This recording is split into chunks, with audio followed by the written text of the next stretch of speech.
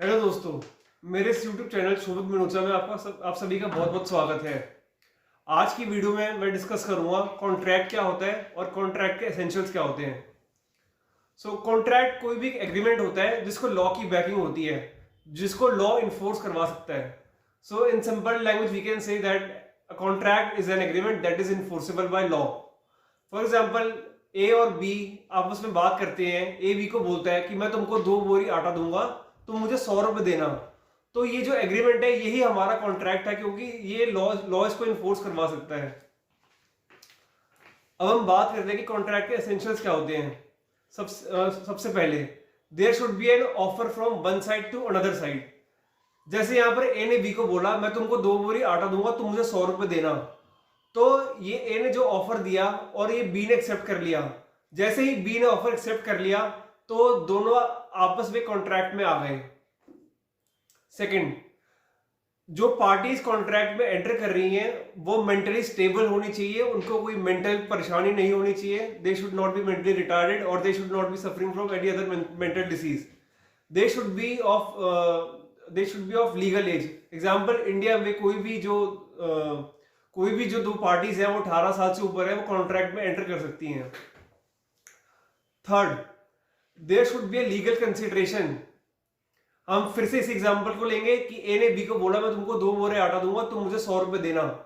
तो ये जो बी ए की कंसिडरेशन है, वो जो बी 100 रुपए ए को देगा वो ए की कंसिडरेशन है। और जो ए बी को 100 रुपए की जगह 2 बोरे आटा देगा, ये बी की कंसिडरेशन है। तो ये लीगल कंसिडरेशन है, इसमें कुछ भी इलीगल नहीं है। हम इस एग्जांपल को लेते हैं। अगर जैसे ए बी को बोलता है कि मैं तुमको 2 बोरे आटा दूंगा, तुम मुझे ड्रग सप्लाई करना, तो ये एक लीगल कंसिडरेशन नहीं है। तो इस कॉन्ट्रैक्ट को हम ये कॉन्ट्रैक्ट भी नहीं होगा एक ही। Fourth, there should be legal object. जो ऑब्जेक्ट होता है कॉन्ट्रैक्ट का वो एक लीगल होना चाहिए, उसमें कुछ भी इलीगल नहीं होना चाहिए। जैसे ए बी को बोलता है कि मैं तुमको 10,000 रुपये दूंगा, उसके बदले तुम सी को शूट कर देना। तो ये जो ऑब्जेक्ट है कॉन्ट्रैक्ट का यही इलीगल है, तो ये कॉन्ट्रैक्ट नहीं माना जाएगा।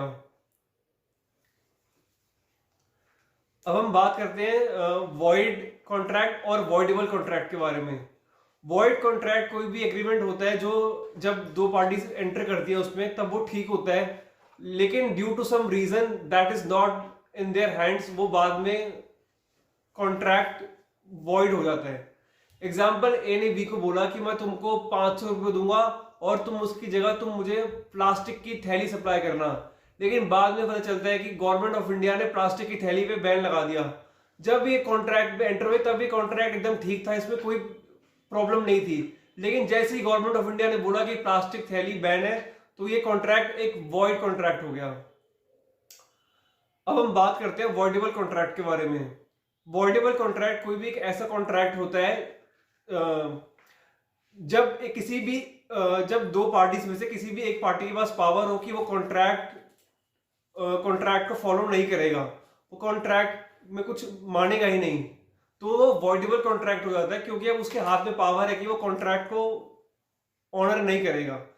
फॉर एग्जाम्पल, ए ने बी के ऊपर फ्रॉड कमिट किया। ए ने बी को बोला कि मैं तुमको अपना हॉर्स बेचता हूं, उसके बदले तुम मुझे 5,000 रुपए देना। तो बी ने ए से पूछा क्या तुम्हारा हॉर्स एकदम ठीक है, लेकिन वो एक्चुअली एक अनसाउंड माइंड का हॉर्स था। ए ने इस पे कोई जवाब नहीं दिया। सो यहाँ पे ए ने बी पे फ्रॉड कमिट किया है।